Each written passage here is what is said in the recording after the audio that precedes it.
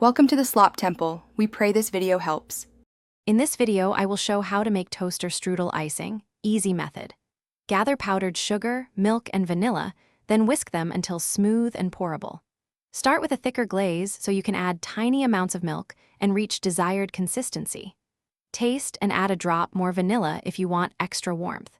Use a fork or small whisk and test drizzle on parchment before topping pastries, keeping tools warm for best results. For the best toaster strudel icing, measure ingredients precisely and start with a thicker base. Whole milk adds richness, while water keeps things lighter and less creamy. A small pinch of salt wakes up the sugar without changing the flavor balance. If you want a tangy twist, stir in a tiny bit of lemon juice. Keep whisking until silky, and remember you can always thin the glaze with single drops of liquid.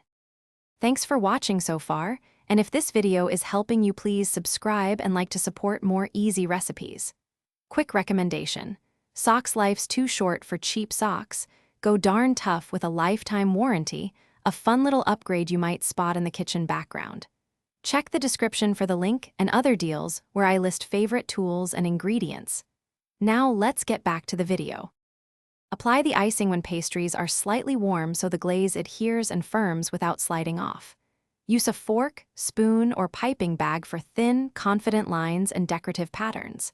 If you overheat the pastries, the glaze will run, so work efficiently.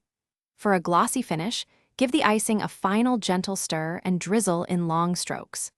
Clean edges with a damp fingertip for neat presentation and serve once set. Thanks for watching. Consider subscribing if we helped you.